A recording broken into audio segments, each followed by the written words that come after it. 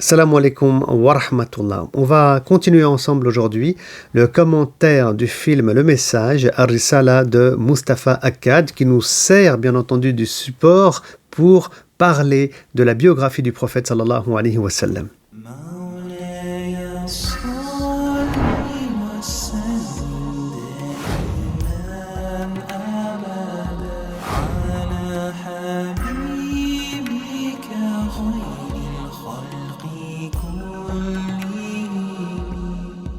Salam alaikum wa rahmatullah.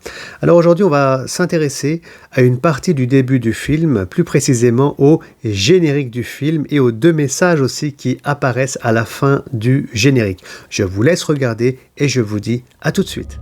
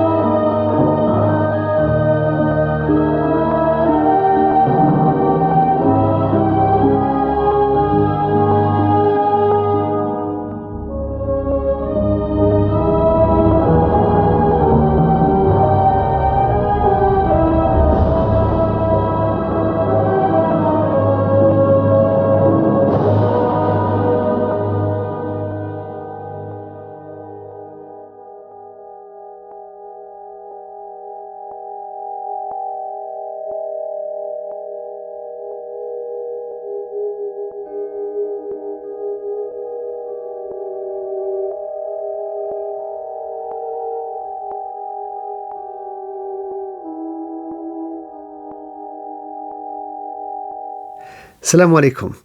Alors aujourd'hui, on va parler de trois points, trois sujets par rapport à ce que vous venez de visualiser. Tout d'abord, qui est le compositeur de la musique du film Ar-Risala.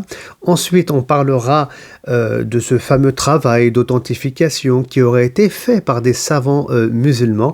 Et enfin, on parlera brièvement de la question de la représentation du prophète sallallahu alayhi wa sallam. Alors, sans tarder, le premier point, la musique du film. Alors, le compositeur, il est très célèbre dans les années 70, 80, 90 pour vraiment une multitude de compositions par rapport donc à différents films. Il est originaire de Lyon et il s'appelle Maurice Jarre. De Lyon, il est né en 1924 et est décédé en 2009. Et il est décédé à Malibu aux États-Unis. Je disais qu'il est compositeur effectivement de plusieurs musiques de films. On peut citer ici Laurence d'Arabie en 1962, Le Lion du désert en 1981 et aussi le célèbre film culte, Le Cercle des poètes disparus en 1989. Mais il est compositeur de musique en réalité, de nombreux films, à un point où il recevra aussi un ours d'or au Festival de Berlin en février 2009 pour l'ensemble de sa carrière. Et ce qui nous intéresse ici, c'est que par rapport au film Ar-Risala, Le Message, il a reçu un prix.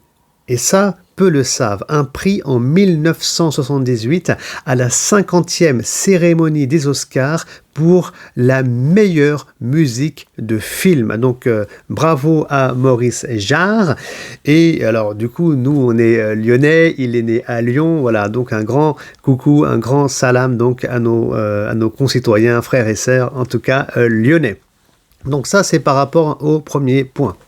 Le deuxième point, c'est cette fameuse validation qui apparaît à la fin donc, du générique du film qui aurait été faite par les savants d'Al-Azhar et aussi les savants du Haut Conseil islamique chiite du Liban. Alors, qu'est-ce qu'on doit comprendre par là ? Tout d'abord, on remarque que Mustafa Akkad, en fait, réalise un film où il veut être dans une forme de conciliation avec le monde musulman. C'est-à-dire qu'il va tenter de prendre en compte la version sunnite de la sira du prophète sallallahu alayhi wa sallam, donc sa biographie, mais il essaie de prendre aussi en compte le regard des chiites, imamites, duodécimains. Et donc il a un accord au final qui va venir de ces deux grands groupes et il se réfère donc à deux grandes institutions. Maintenant, est-ce que c'est un travail? Alors, tout d'abord, c'est un choix qu'il a fait Mustapha Akkad, mais est-ce que ce travail, il est vraiment sérieux? Est-ce qu'il est vraiment profond? Comment on le remarque? C'est vraiment des questions qui nous interpellent. Alors, tout d'abord, quand on regarde le film dans son intégralité, on voit bien qu'il cherche l'unanimité, mais à travers, si vous voulez, les personnages du film. Est-ce qu'on les représente? On les représente pas? Quelle place on va leur donner? Alors on sait que chez les chiites, imamites, les trois premiers califes bien guidés, qui sont Abu Bakr, Omar et Othman, donc sont très mal perçus. Pour eux, ils auraient fait un coup d'état après la mort du prophète sallallahu alayhi wa sallam, alors que c'est Ali qui méritait donc la place, non pas de califat, mais plutôt la place d'imam. En tout cas, c'est ce qu'ils prétendent et ce qu'ils avancent, et c'est pas ici, à travers cette vidéo, bien entendu, qu'on va donc répondre à ce point qui est d'ordre théologique. Alors, je disais, oui, on le voit à travers le film. Par exemple, Ali, qui est le premier imam chez les chiites imamites qui croit en l'infaillibilité de 12 imams. Donc Ali n'est pas représenté dans le film, on ne le voit absolument pas. Donc on veut lui donner une posture importante, en fait on sacralise, pour être plus précis, le personnage de Ali. Et pareil, on ne voit pas non plus Abu Bakr, bien qu'il ait un moment interpellé, on ne voit pas Omar, on ne voit pas plusieurs grands compagnons du prophète sallallahu alayhi wa sallam.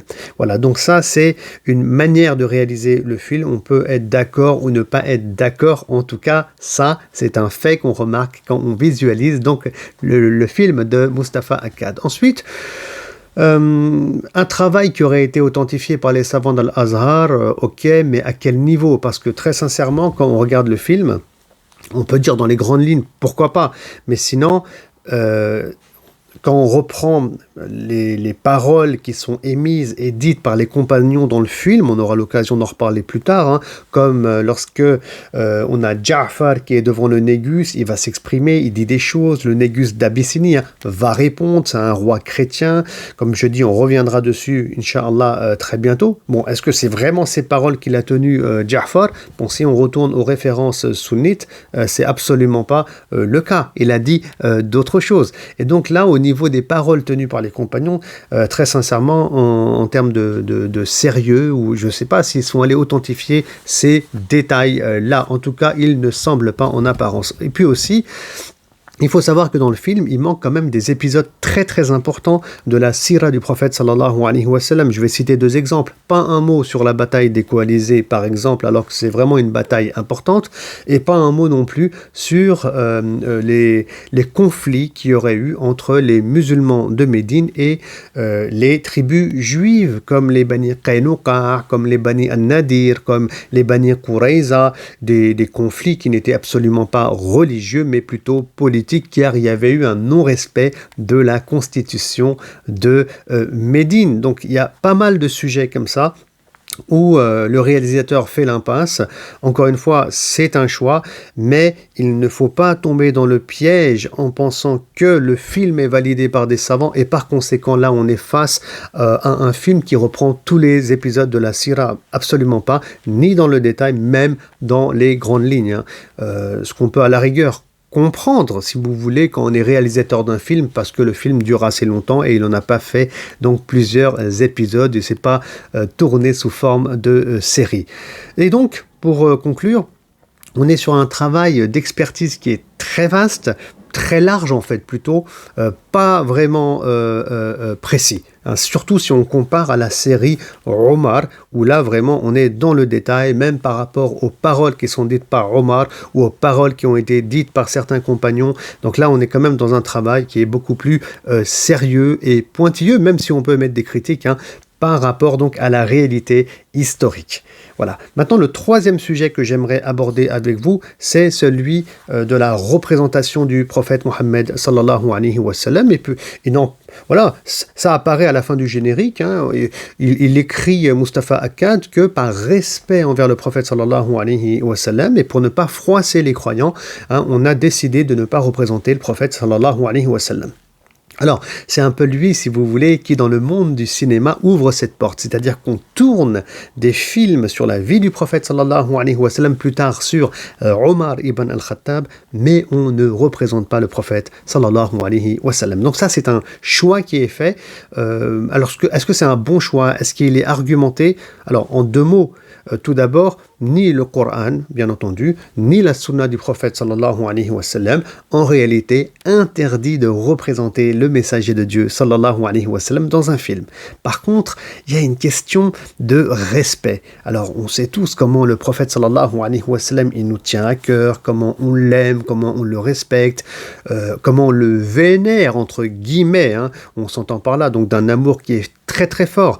Alors, les savants ont fait un ijtihad, ils ont mené vraiment une réflexion approfondie sur la question et ils ont décidé que à travers donc les films, les séries, les bandes dessinées éventuellement ou les mangas, je ne sais pas ce qui va apparaître dans le futur, mais représenter le prophète sallallahu alayhi wa sallam donc serait signe quelque part d'un manque de respect, ça serait comment dire quelque chose vraiment de pas respectueux envers cet homme qui est le messager de Dieu sallallahu alayhi wa sallam et qu'on aime de manière forte et on a un lien spirituel avec lui. Voilà, donc ça c'est un choix et je pense que c'est un bon choix en réalité. Maintenant la question de est-ce qu'on peut représenter les compagnons ou pas représenter les compagnons? Donc les savants contemporains, ils ont débattu sur cette question et c'est un peu la même réponse. Voilà, on parle de la question du respect. Et donc certains ont estimé que c'était manquer de respect envers les compagnons, qu'ils soient représentés dans un film. Pourquoi? Parce que ceux qui représentent les compagnons sont des acteurs et dans leur vie quotidienne, ils sont pas forcément croyants et musulmans. Et donc voilà, c'est insultant, c'est blessant, c'est tout ce que vous voulez. Et ça, c'est une opinion. Très bien. Et en tout cas, ce n'est pas sincèrement la mienne, car moi j'estime, et je suis plutôt dans la deuxième posture, que franchement, les compagnons, il ne faut pas les sacraliser non plus. Et il faut bien aussi créer cette distinction entre la personne du messager de Dieu, sallallahu alayhi wa sallam, et les compagnons du prophète, sallallahu alayhi wa sallam, qui n'étaient pas infaillibles, qui ont aussi commis des erreurs, qui ont été éduqués par Allah subhanahu wa ta'ala à travers la révélation du Coran. Et donc je pense qu'il ne faut pas être dans l'extrême par rapport à ça. Et puis en plus, franchement, sur un plan théologique, en ne montrant pas les compagnons, franchement, il y a cette impression qui est aussi donnée qu'on est en train de sacraliser les compagnons. Or, on ne peut pas sacraliser les compagnons. On sacralise le Coran, il y a une forme, entre guillemets, de sacralisation de la personne du prophète sallallahu alayhi wa sallam. Je dis bien entre guillemets, on a Allah subhanahu wa ta'ala, mais les compagnons, avec tout le respect qu'on a pour eux, tout l'amour qu'on a pour eux, ne pas les représenter, ça serait quelque part mettre les compagnons au même niveau que le messager de Dieu sallallahu alayhi wa sallam. Et je pense qu'il est important ici de créer donc une forme de rupture. Wallahu ta'ala a'lam. En tout cas, c'est un sujet lié à la pensée musulmane, à l'ijtihad de l'islam. Il ne faut pas que le musulman tranche avec ses émotions sur ce genre de questions. En tout cas, ici, on a une certaine posture de Mustafa Akkad, je le dis et je le répète, où il veut être dans une forme de conciliation entre le monde sunnite et le monde chiite. Et là, on voit toute la difficulté qu'il y a à tourner un film qui reprendrait la vie du prophète sallallahu alayhi wa sallam. Alors, je m'arrête là et je vous dis à très bientôt. Là, on passera du coup lors de notre prochaine vidéo, donc à l'après-générique, et on verra le premier épisode, Inch'Allah, qui suivra le générique du film. Donc, il y en aura plein des épisodes, Inch'Allah Ta'ala. Si vous aimez cette vidéo, n'hésitez pas à la partager autour de vous. C'est un projet que je lance.